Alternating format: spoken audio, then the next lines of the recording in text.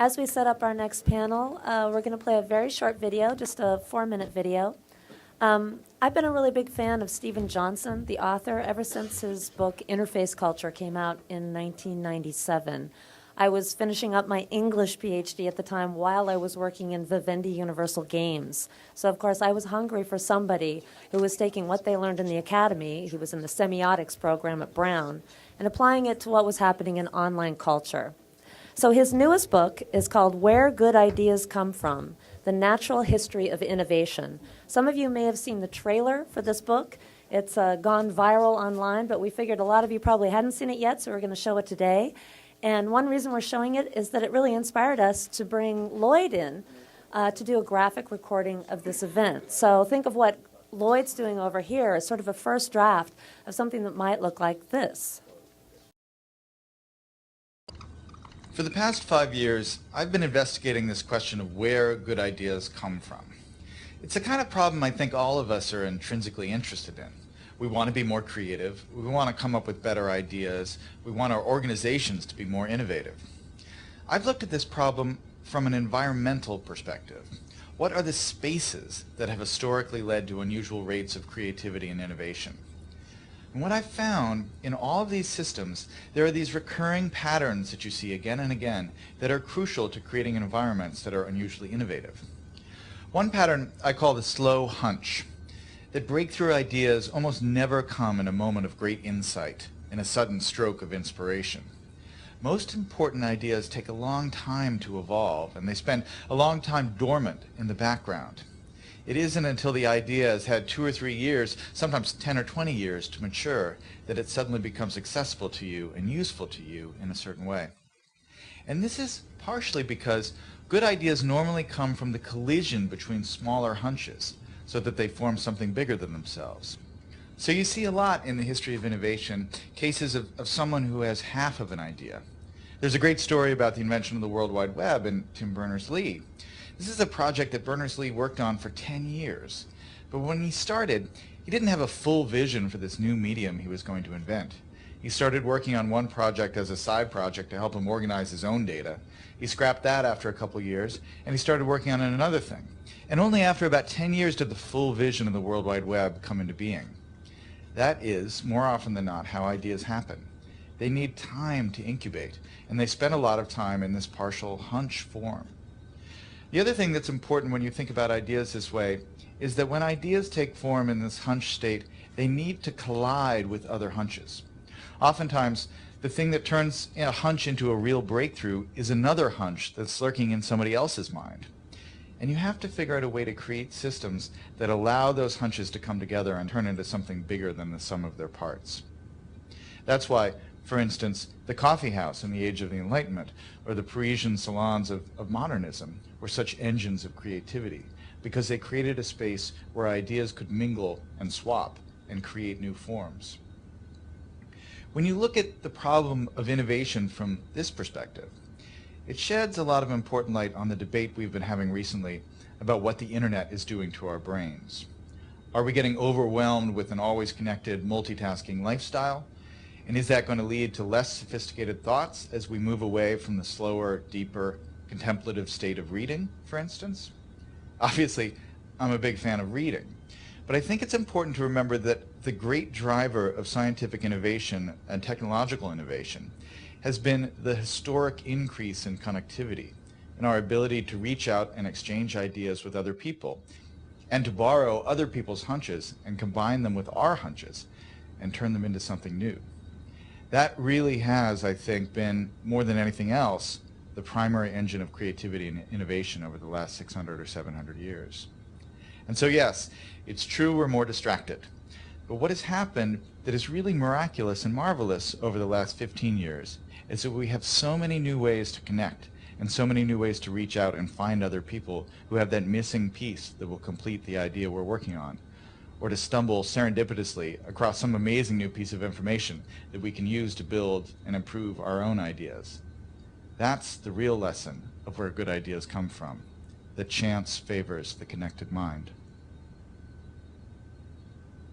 And I'm going to briefly introduce Tara, who's doing double duty today. She is both our moderator and a panelist, and I think that's appropriate considering the kind of role that she has in the Academy these days. She's one of these rare scholars who has managed to bridge that very deep divide between technologists and scholars in the humanities. That is no mean feat.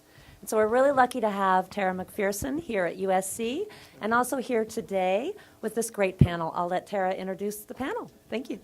Hi, thanks. I'm going to quickly introduce the panels, not in their 12-page variety, but in the 2-sentence variety. From my left on, Professor Anne Basalma, who teaches both in the Cinema School and in the Annenberg School. Am I on? No, not on. And has for many years now been a very important commentator at the intersection of culture and technology.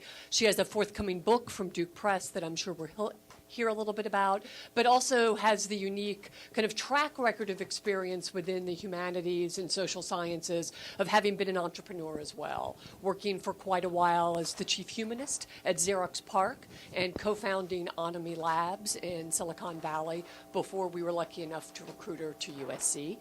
Roger Ganim, who's next to Anne, who's a professor in the Viterbi School, who's written hundreds of technical articles, largely explaining and theorizing questions of complexity in multi-system computing, right, and is doing very interesting work right now in the future of technical publishing. Sam Gusman, who's the associate dean at the USC Libraries, and for a very long time now, the CTO of the Shoah Foundation and its very enormous humanities data set, right, of testimony of survivors, right? So why don't I start us off quickly, and I'm just going to try to do this as without control of my own slides, which I hate to do. I like to have a clicker. I'm going to give some weird signal to the young man in the blue shirt, and he's going to move my slides along for me. So the archives that surround us, what we might say the data sets right now, are pretty expansive. You probably know about the size of YouTube or Flickr. They're expanding at fairly enormous rates. But the scholarly data sets we deal with aren't very shabby either. We got a glimpse of that in terms of the NIH already. Data One is a new NSF-funded project, virtually meant to bring all observational data about the world from genome to ecosystem into one space, right? Lofty ambitions, but interesting, right? Many of you are probably also familiar with the Sloan Digital Sky Survey, another kind of very large data set. But the humanities data sets aren't shabby either, right? You know, we tend to think of them as separate domains, but as Randy pointed out in his opening remarks, there's some very interesting points of intersection between the challenges facing the humanities and those facing the sciences today. So in fact, the Shoah Foundation archive is larger in raw data than the Sloan Digital Sky Survey, right? And how humanities scholars will work with technology scholars to address an archive like that, you know, is a very interesting question. We wouldn't call it a data set, we would call it an archive, but our problems and concerns are not all that different, right? So we need to think about how scholarly publishing adapts to this environment where we have large data sets of shared information, how the liveliness of the websites you might visit in your time that aren't work time, right, like YouTube, might actually inform the scholarly practices we have. Can we have the communal nature of a blog or the multimedia capacity of YouTube incorporated into our scholarly practices? Can these vast archives like Data One or the NIH not only change how we do our research, but how we share and publish it, producing new scholarly outcomes? Can our analyses live with our data? What would it mean if the interpretations we're producing as scientists or humanities scholars actually live side by side with the evidence? I think it would make us more accountable because we couldn't make wild claims, right? But it would also mean our interpretations could be layered, right? What happens if we combine human interpretation and algorithmic interpretation into new platforms? One way that I think we'll see changes that have already been alluded to is that how data is gathered changes. So this is eBird. This is an outcome of the Data One project of NSF. It collects information on avian species, and most of the information entered around the Gulf Coast oil spill is from amateur bird watchers like my dad in Louisiana, right? And that evidence now exists side by side with scientific data, and interesting and important collisions are likely to occur. So shift. Also, how we represent data is going to change dramatically in our scholarly work in the next 10 to 20 years. This is TextMap, which rather than producing a Google search, produces visual search parameters, right? So you could understand a term in multiple modes rather than simply privileging text as much as our scholarship does. Next.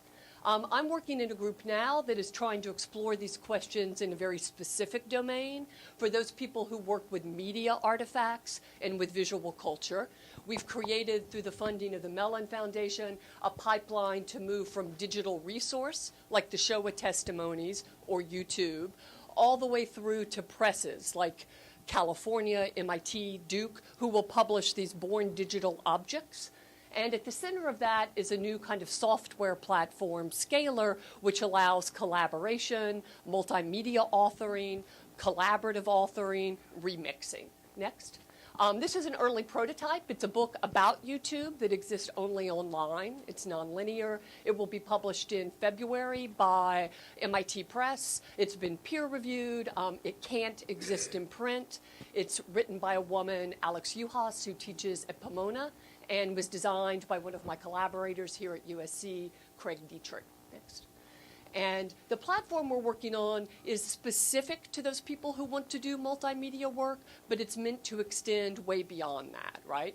And to give us a model of what it means to move from digital resource, those data sets Neil was describing, all the way through to new models of publication that live closer to that data in some sort of organic way. So I'm going to stop there and ask Anne to go next. Anne's going to move over to the podium to control her own slides, although that went very well. Right? Scholars really are not ready to give up control. We know that, right? Despite all this talk of openness. And I also am not a very good rule follower. So I'm Ann Balsamo. I have 6 slides to speak of in 5 minutes, so consider this a very abbreviated pechakucha or a lightning talk. I think I'm on this panel because I've just finished, maybe, a project called Designing Culture, the Technological Imagination at Work, that I consider a work of transmedia scholarship. It will have a print book that will come out in the spring that's packaged with a DVD of an interactive documentary that I did a decade ago for the UN Conference on Women in Beijing that has never been able to circulate before because the web wasn't able to handle the video material. So in this weird way, the print book will now be the avatar for the digital artifact. It includes a website that will have interesting stuff on an exhibit I did, a couple exhibits that I've done as a museum exhibit designer, some interactive walls that I've designed, books for, a number of cognitive mapping opportunities with a new application called Learning to Love the Questions, some video primers that are going to be and are available on YouTube of kind of key concepts that are addressed in the book, and then finally a blog that serves not only as kind of a way for me to kind of open up conversations with interested kind of readers and so on, but it serves as a repository for my digital portfolio. So the place where I put my stuff now is on this blog. So this is a transmedia project. Its insights will be communicated across these media. But it's also a transdisciplinary project. I'm trained, I have a PhD in communication studies, which has always been an interdisciplinary field, resoundingly interdisciplinary. I draw on things like cultural theory, feminist studies, science technology studies, engineering design research, digital media and learning, which is the frame for the last chapter of the book, which is about working the paradigm shift. This project is not only transmedia, but it is, as Tara mentioned, transdomain. I started this work when I was a tenured faculty at Georgia Tech many years ago. I left the academy to go to work at a research institute, Xerox PARC, where I had been recruited to bring a humanistic perspective to the technology and engineering design going on there. We got laid off, as one does when you go to industry, so we did what everybody else does, which is you start a company in the Valley. So I also have a startup company under my belt, actually 3 of them. One of them is still going, fail early, fail often. But now I'm back here.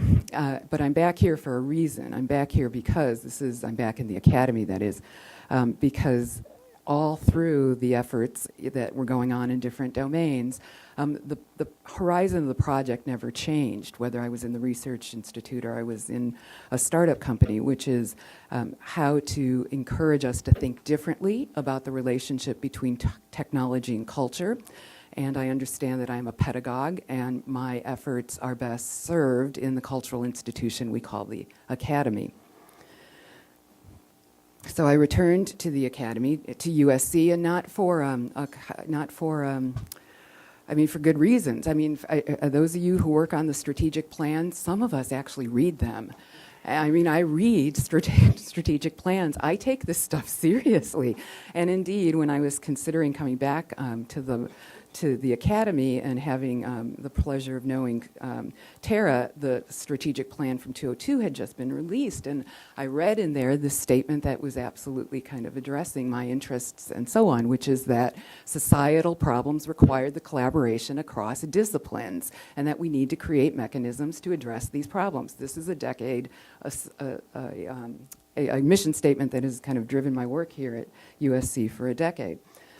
Now, let me say that one of the things that I took with me throughout all these domains, from the moment that I was, or from the early days, trained as a communications scholar, committed to interdisciplinary research and scholarship, was that I believe in the importance of interdisciplinarity. I think it is absolutely critical. I don't know where one gets it in a more kind of a strategic way. I think it kind of is a consequence of our general education requirements and curricula, but it would be an interesting thing to think about how one actually builds into the curriculum interdisciplinarity as a kind of domain of understanding. But as I reflect now on kind of moving from the various domains in which I had some very successful collaborative projects and then not so successful collaborative projects, 2 failed startup efforts, I bring with me now a kind of a set of, ethical considerations, or what I love, kind of Ernie Dean Wilson and I were talking about what I would consider the rules of engagement for interdisciplinary collaboration. So I've seen these rules get violated or get upheld in various kinds of collaborative efforts, again, across domains and across disciplines and so on. And these rules I express as intellectual generosity, flexibility, reliability, humility, and confidence. Those of you who are feminist scholars will understand the gendered subtext of these rules of collaboration. I have worked in cross-gendered, cross-race kind of collaborative groups as well. So there is a kind of another subtext to these rules that I think are important, or these rules of engagement.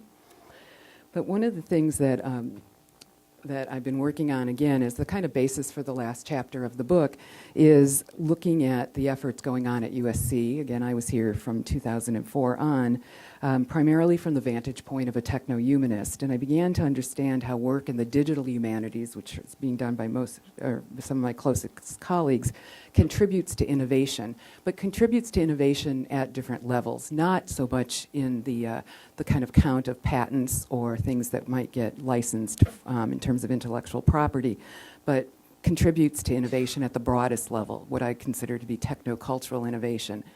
Now, we take in this university something that I hold very, very dear, which is we have an ideal of learner-centered pedagogies, which means that we are interested in peer-to-peer learning experiences, which is students to students, faculty to faculty, researchers to researchers, and multidisciplinary learning, faculty with students, multi-domain collaborative projects.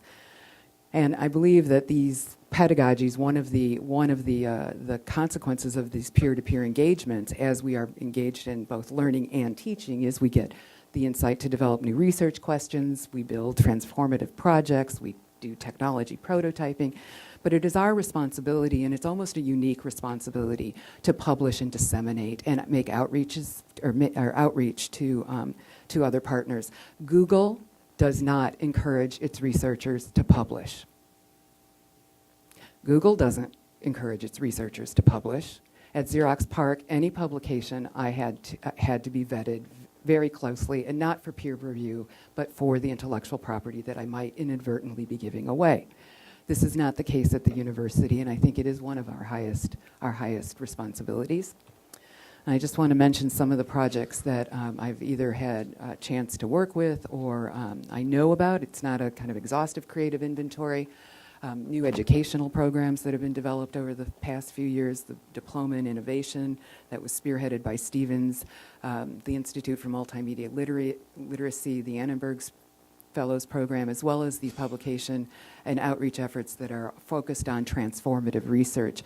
Again, these are only some of the few, but I think these are some of those, following up on that 2002 strategic plan, some of the very concrete efforts that USC has engaged in to try to build these interdisciplinary structures that enable kind of collaboration across campus and across the disciplines. Thank you.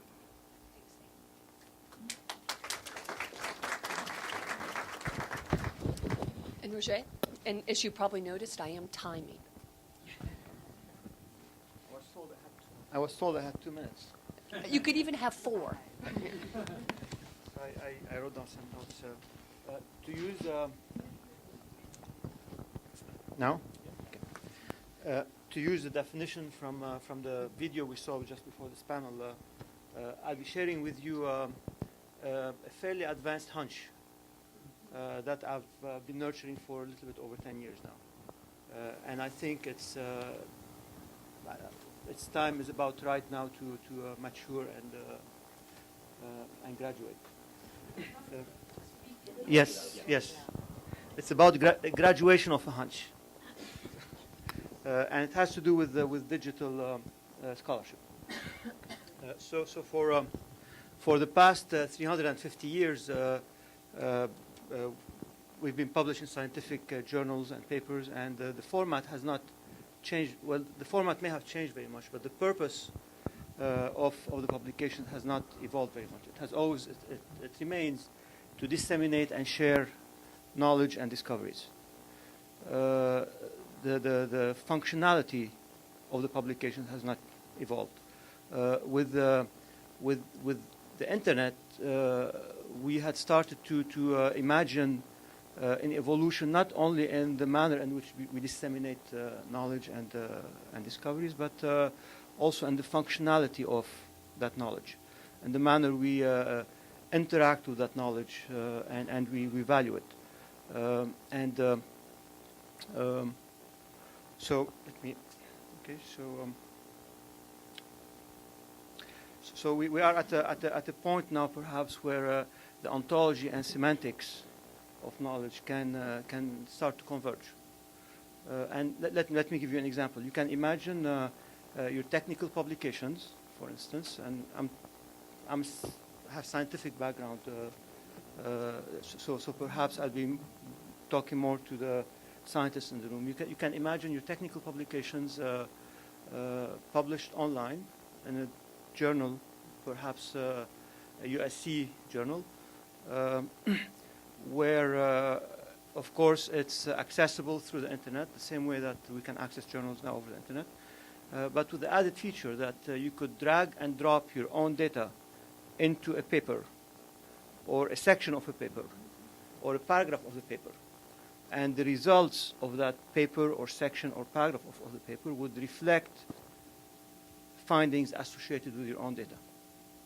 So now suddenly the publication is no longer a static summary of research you have done in your office or with your group, but it becomes a dynamic, live object that is worthy of being called perhaps a business transaction, where it lives on the internet, and it can be accessed not only through nobots that are looking for knowledge, but for entities on the internet looking for deliveries on actionable requests. For instance, you can have a new method of analyzing a building that's that's documented according to some particular formats and published in this new type of markup language, perhaps according to new semantics for the semantic web. And if an engineer or perhaps a would-be homeowner is trying to utilize the latest technologies for building their home, his resource would automatically find your paper, connect to it, upload its own requirements for the for his or her home, and recover back specifications that are consistent with your most recent scientific discoveries. We are. I think I had some more intelligent words here, more clever words. So we can provide scholarship with a new dimension for impacting the creation and dissemination of knowledge, as opposed to utilizing the web as a medium to store information and focus more on methods for discovering that information. We can start focusing on describing that information as knowledge that can be discovered both for its content as well as for its functionality. I think that summarizes what I have to say. And I think it already begins to stretch some aspects of the scholarly imagination to start to think that what you do as a scholar is not necessarily write an article or in the humanities a book, but instead produce spaces where knowledge lives in a kind of collaborative and extended network. But I think that's, with a little luck, the kind of scholarly environment we're looking toward in the future. And next up is Sam. Yeah, I apologize. I need control 2 here. Let me just make sure I get back to the beginning. So,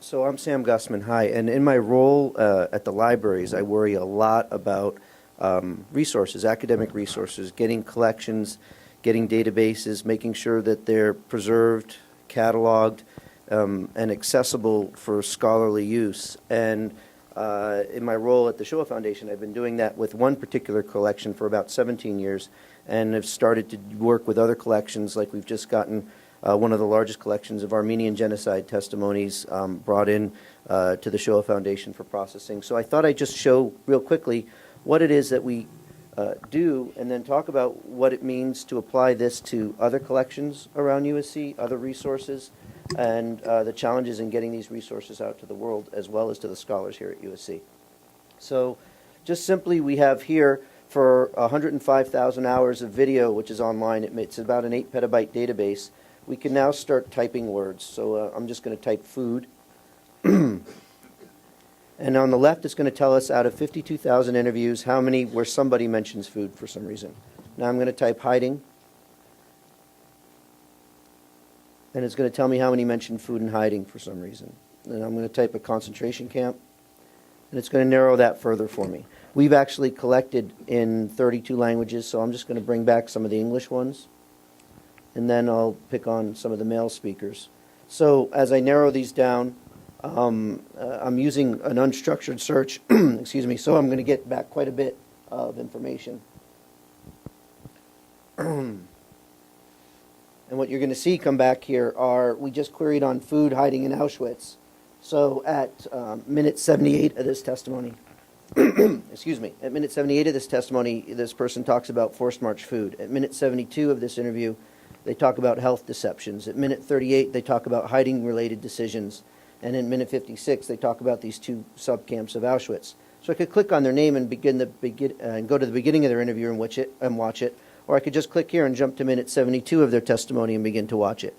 We've now indexed within all 105,000 hours every minute as if it's a web page. We have keywords, people's names, latitude and longitudes, time and place, various ways of looking through it. And we can look through either by these keyword topics, and if we're interested in black market activities, it would happen at minute 32 of this video, or we can start looking through by things like images, where we start to add other indices onto this to move through, so that if you see an image of interest, you can go click there, and it'll jump into the archive where those images are actually occurring, so that you're now indexed by images as well. And then we worry about other kinds of indices that you can put on. I'll show you something that's in a prototype stage right now, where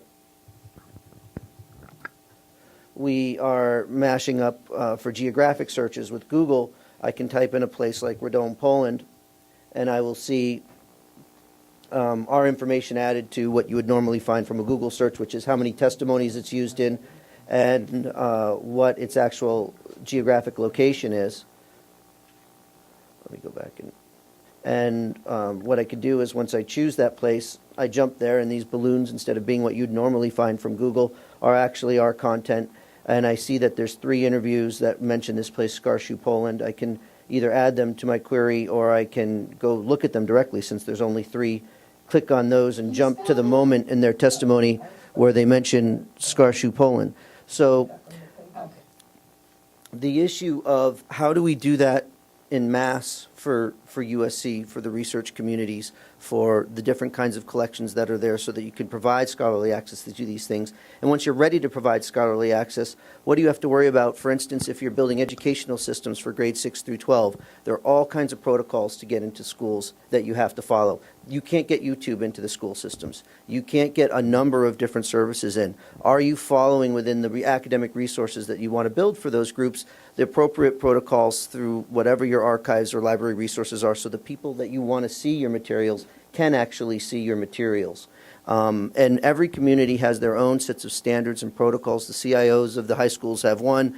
Universities have others, and we do quite a bit. We actually have 26 universities around the world that are subscribing now to these resources through the high-performance networks at USC. And one of the things I'd also like to talk about is, there's so many resources at USC that may not be leveraged at the moment. For instance, the High Performance Computing Center and the High Performance Networks. If you have a data set where you're not able to process things fast enough, you're not able to get them out there fast enough, you don't have enough storage, then you're probably not leveraging, and we haven't set it up for you to leverage the way that the resources are set up within USC. Whether or not you're a small collection like 400 interviews on the Armenian genocide, or you're a very large collection, or you're a scientific data set, all of those resources are available and scalable to whatever the different academic needs are. And we're working very hard in the library.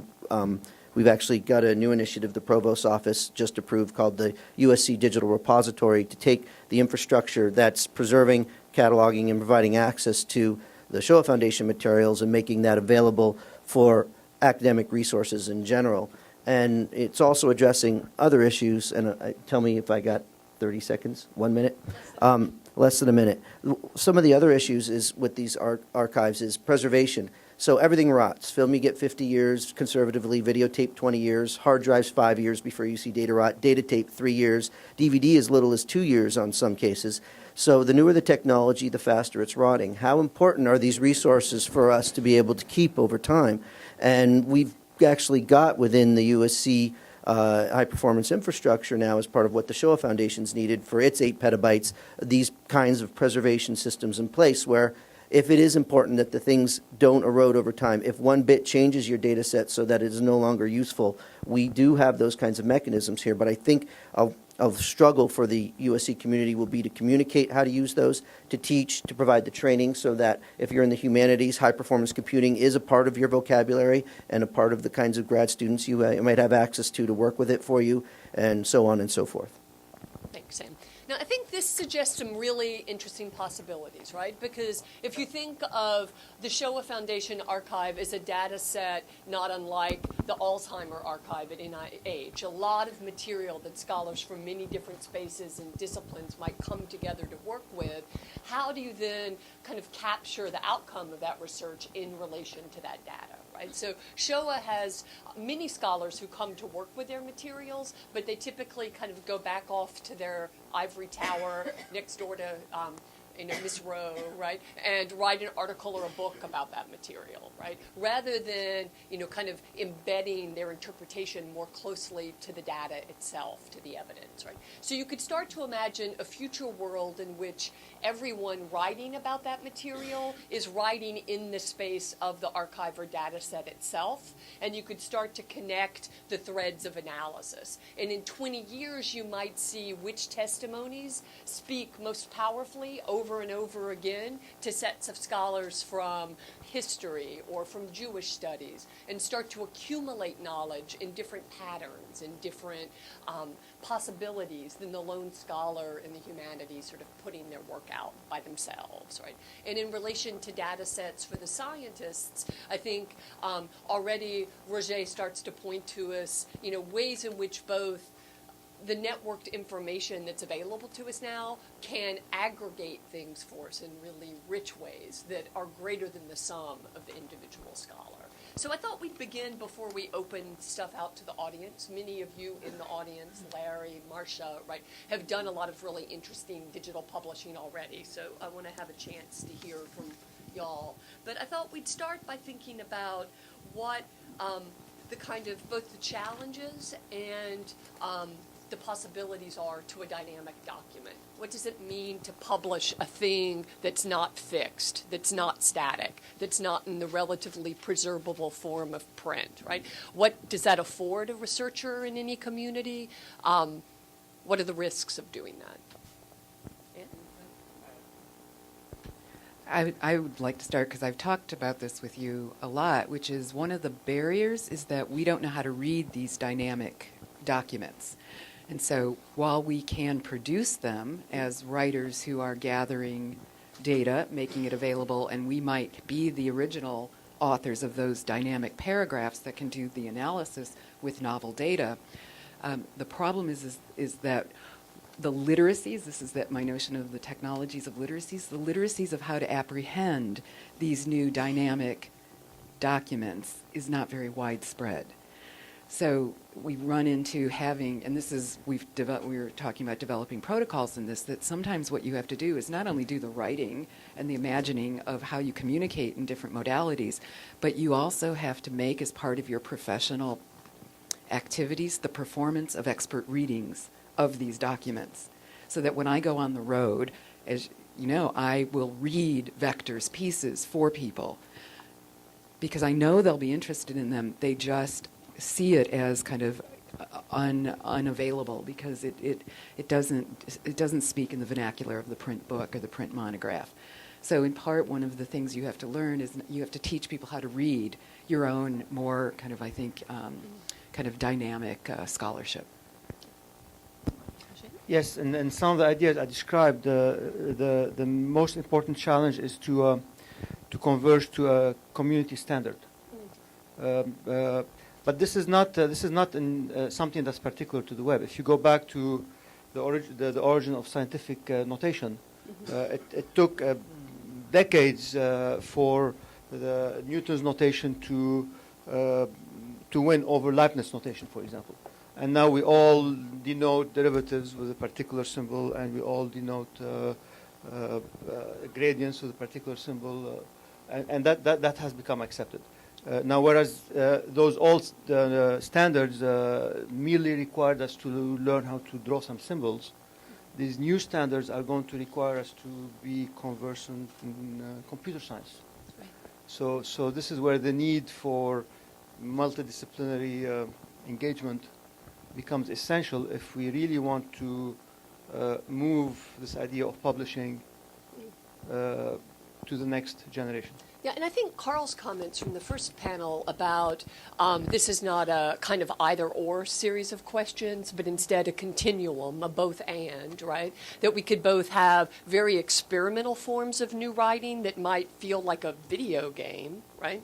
That an argument is made through immersion and play, and we could have very traditional forms of print that draw off the same database. You know, as Sam begins to show us that, you know, the beauty of the Showa archive is how rich the metadata is. And now that that metadata exists, the interface to that data could be multiple, right? So it could be a map that's pinned and you search it by the map, like a literacy we've really like taken to heart since Google, right? Or it could be a search field with text. It could also be a remixed video that takes you back into the archive in different ways, right? So data sets that are richly marked up, that retain context and provenance, right, really allow us to think about multiple points of entry that could be very experimental or very artistic or pretty mundane and traditional, right? And you don't have to do just one or the other.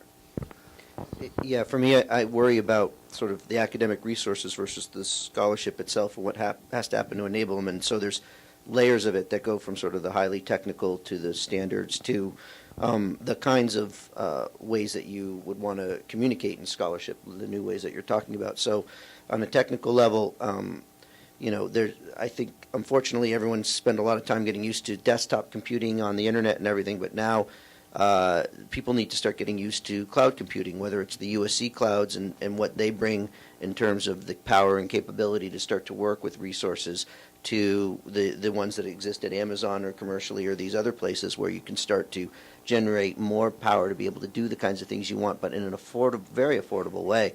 I think training, education, knowledge, at least within the humanities, I see a lot of opportunity for that. And I think in the scientific community too, people are using those things, but it could be easier. Also, like I was mentioning before, whether you're trying to get out to university libraries or schools or wherever you're trying to publish your materials, each of these different communities have their own way of communicating. As more and more of these communities get attacked online, have different kinds of security issues, different kinds of security policies, those start to interfere with each other. And so you can't just build an academic resource that works for all communities, unfortunately. You start to have to build academic resources for different communities.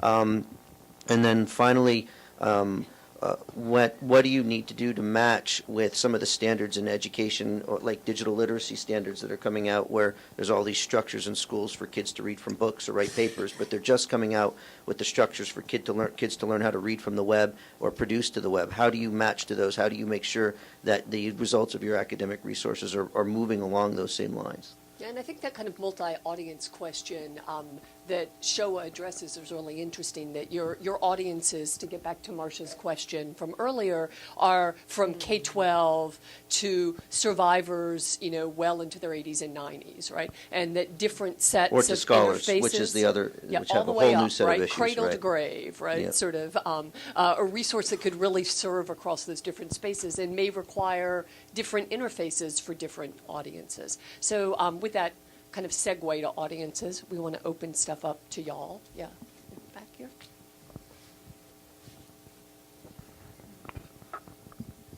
So I'm Tom Jordan, Southern California Earthquake Center. We have a lot of problems with archiving digital objects, and it's almost always concerning metadata. And I just wanted to ask Sam and Roger and the rest of you how we deal with this metadata bottleneck. We find that it's very hard to get scientists to spend the time needed to generate the very detailed metadata that's important for people to have before they can use these digital objects. And what progress is being made on automatic metadata capture, and how do we support this in our environment? So I'm possibly the wrong person to talk about automatic metadata capture, because I'm a very big believer in manually generating the metadata. For the Showa Foundation's materials, we put 60 history and political science grads in an area and had them watch all 105,000 hours and hand place all the information on that. I got that in my background with geographic information systems, where we were constantly hand digitizing the maps. I don't believe that in a cost-effective way, the automatic technology, and Sri will be the one that argues on me, and this will be sort of one of the things that we go, is at a point where it can match what you can get by putting 20 or 30 grad students together for 6 months to do what you need to do. and putting that kind of cost into your grants. And so what we've done with the Shoah Foundation materials is we've optimized. So for instance, a transcript takes 12 hours for every hour of video.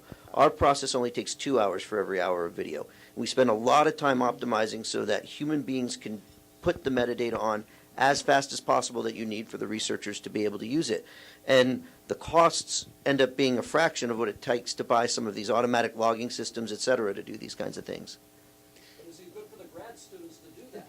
Well, I think that takes us back to the points from the first session. Just as peer review needs to develop models so that we get credit for different aspects of review, you could imagine that data curation becomes something that we track and award credit for. So someone who creates metadata for a very useful resource or algorithms to produce that metadata would actually get credit in our system of tenure and promotion for contributing that material.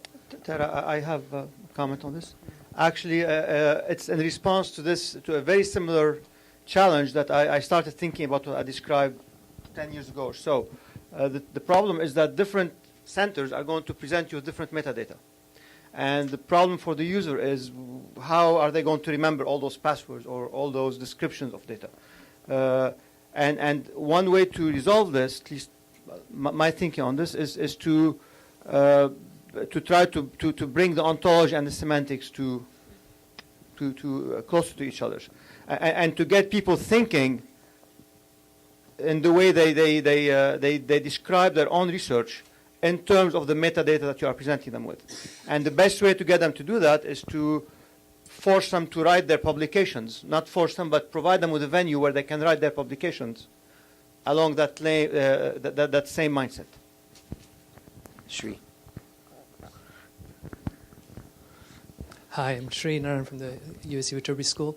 So what metadata is itself, right? It's a question of research. So we can assume that we know what it is going to be well ahead of time, so that it's the end user that's going to make use of these kinds of metadata, like transcription. Let's take the example of the Shoah Foundation archive. There are lots of oral testimonies, and people, very simple process of transcribing what's been spoken in text form to do the kinds of analyses or examples that Sam demonstrated there. How many times food was mentioned, or name of a particular place, and so on. But there are other things that other scholars or researchers might be a question that they haven't thought about, and the people who created the archives might not have thought about it ahead of time. Like, for example, finding certain visual scenes of specific, emotional responses of the person who's giving the testimony, and it's harder. So and it depends. If it is a research question or a scholarly question by itself, right? If it's a problem, then people should be able to do work on it. Put that back onto their archive to enrich it. So interfaces are needed not just for actually as an end product for end users, but also for researchers to add on to this whole notion of living document and living publication. But that holds much more for rich archives like what we're talking about. So because we couldn't have anticipated what one could do with this data. Right now, I have an example. We've been working on a big archive of couples interacting, marital therapy data. This was collected by other colleagues at UCLA and Washington and so on. They never thought we would do, engineers would get at it and analyze every microsecond of what the people are doing and, how we can predict the outcomes of their relationship and so on. But nevertheless, right now, suddenly, it opens up new possibilities for, not just for us, but for people who end up using it. So this living notion of these documents or archives is an important thing. And if the metadata processing is important, then people will publish that. And I think in computing, that's becoming the whole area of informatics is all about that. I just wanted to make two responses. One is that this is an area of interest in the digital humanities, which is building learning objects that learn. So learn through use and track their own kind of learning possibilities, right? So that you kind of enable people to modify the object. The second thing is on Tom and your question about is it useful for the graduate students to do this. I'm going to say absolutely, because the more that we can provide a kind of pedagogical experience for students to do by hand what they will eventually take for granted the digital bots to do, the better they will understand what the limitations and the difficulties are for turning things over to the digital.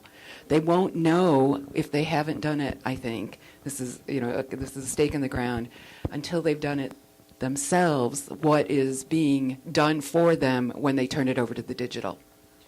And really the process of doing at least humanities scholarship is partially lodged in creating what the metadata can contain, right? When you're working with things as a humanities scholar and interpreting text or images, part of what you're doing is producing the original interpretation that the metadata tries to standardize away, right? So you have to be able to do both. Yeah. And I think it's important to enable as many processes at the same time as possible, both the manual that I was talking about, but also making sure these resources are in line correctly with either the High Performance Computing Center or some kind of cloud, and making sure that researchers are trained to be able to do that kind of thing, so that when they do want to go to the automatic and try new algorithms, they can just as easily as they can go hire 20, 30 students. I just want to follow up on Anne's thread here on, is it valuable for the graduate students, and say I think it's essential for undergrads. And I'm hearing this from my undergraduates. When you go into an archive and you begin to see what it means to tag something, you understand how a database or an archive delimits modes of inquiry or enables modes of inquiry. And it's that understanding that's the multimedia literacy that really matters for them as citizens in a networked world. And I have many examples, but I'll just be really, and I can supply them another time. We just are undergraduates at Bryn Mawr and Haverford just ran a symposium of undergraduate digital humanist research with 10 undergraduates from around the Northeast and Mid-Atlantic. And most of the projects involved metadata tagging, which was for them producing very rich interpretive humanities-based research projects. So it was by coming into the archive, serving as a grunt tagging, that they began to generate what we as humanists would recognize as really interesting interpretive kinds of research projects. My game design colleagues call that scaffolding. Right. When you kill a lot of orcs, you learn how to use the interface. Critically. You learn how to use it critically. Exactly. I love all this excitement about students and the notion that some of our creative work comes from projects that students brought to us. Marcia Kinder and I were talking before we got started about her new doctoral class coming up this fall in narrative discourse. I'm Mary Alice Jordan Marsh from social work. I'm going to be offering in social work a class with Mary and Tina Goetzes on using new media as a research tool. A thing that's emerging across the university is many of the doctoral programs are saying you need to go take a class someplace else. But I don't know how we tell the doctoral students across all of our campuses that these exciting classes are now available. So that would be a great outcome if we could figure out some way to send out that word. I know IML is offering, the Institute for Multimedia Literacy is offering a graduate level seminar. Virginia's here, right, in new media methodologies and new media analysis in the spring that's open to graduate students from any discipline. And it will be a more robust class if it is broadly transdisciplinary. Marcia? The class that she's mentioning is narrative experimentation and theory, and it really focuses on database narratives and archival cultural histories.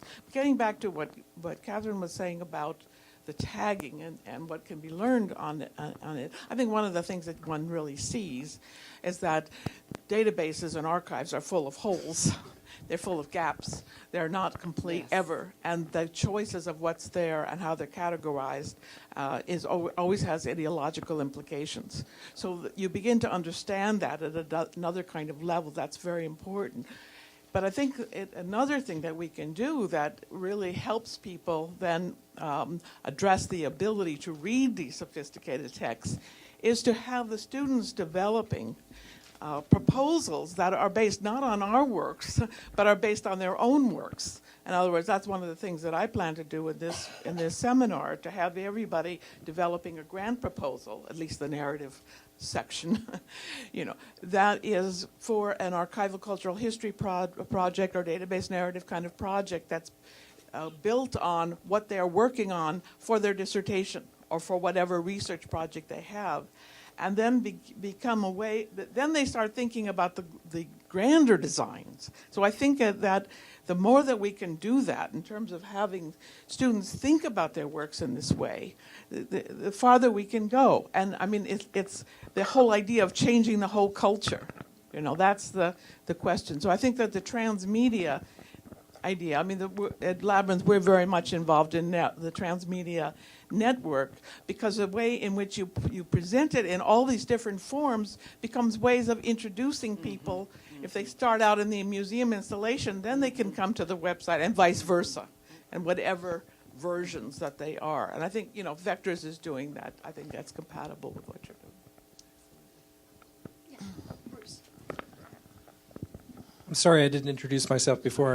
I'm Bruce Smith from the English department. And this is a question I think that each of you might be able to answer in a different way. I'm involved with Catherine in a project called Cambridge World Shakespeare Online that is going to bring together the edited texts of Shakespeare in the Cambridge New Shakespeare editions, a mammoth encyclopedia that we're editing, but also we hope we'll have links with partner archives, and that those things will all be searchable by a variety of users. Part of this will be available online without cost as part of an NEH grant that we have. So it's the idea, it's thinking about those Shoah interviews and thinking about things that would not obviously be tagged in them, like weeping or pausing. So how, the question is a practical question. With these video clips from productions of Shakespeare, how can we first encourage the kind of tagging that would attend to pauses? How can we collect that? How can we vet that? And how can we make it permanently part of the site? Yeah, I think if the kind of scenario Marcia suggested, where you open up to grad students, you know, in a lot of your classes, or the colleagues who participated in the peer review process, that as part of what they do in that environment, it begins to become part of the culture. My son, who's 8, is playing a game some of you may know about called Foldit, that was developed through the University of Washington, that teaches you basically how to fold proteins, and not because, you know, 8-year-olds need to know how to do that, but because they know there's a whole community of game players out in the world who might have a better chance of understanding really complex issues in protein folding if they played it at home late at night, you know, in their game room in their underwear, right? So they have, you know, hundreds of guys, mostly guys, out in the world, at home, folding proteins we don't understand yet, right? And contributing that process back to kind of the scientific data set, right? So if you build an environment that makes it rewarding and fun to engage in those kinds of processes of metadata tagging, people will do it, right? So. Yeah, I mean, one of the things, I don't want to make it seem like you just hire 20 students and go. We have a very heavily structured QA that happens on the metadata in a structure for those folks as they're tagging, because it is very much garbage in, garbage out. And one of the things that you'll need to look at are the controls that you put in so that you search on things that are of value. And it's a very steep cliff in terms of how bad it gets without the QA process. And you could look, you could layer it so that you could look at the metadata only that's been vetted and peer reviewed or that meets some standard, or you could look at all of it and just see sort of what's out there, right? So you could build those filters in. Somebody has to do it, a very small group of people that have to do it. Well, Roger suggests somebody might not have to do all of it. Tree, right? You know, there's the world we may be pushing toward is one where hybrid machine and human intelligence might collaborate in more interesting But I would ways. say that the USC Digital Repository will supply you those somebodies as part of a grant or whatever that you're doing, and that'll be one of the resources that the USC libraries would put out if that Okay, was something of interest. I'm getting the signal that we should stop, so we will. But I hope that we could continue some of these conversations over lunch. And thanks to our panel. And in fact, lunch is a time for conversation. As I mentioned, there are no speakers. If you enjoyed the morning, I think you will enjoy lunch and what follows. We have a short lunch. Please be back at 1:15 right here. Thank you.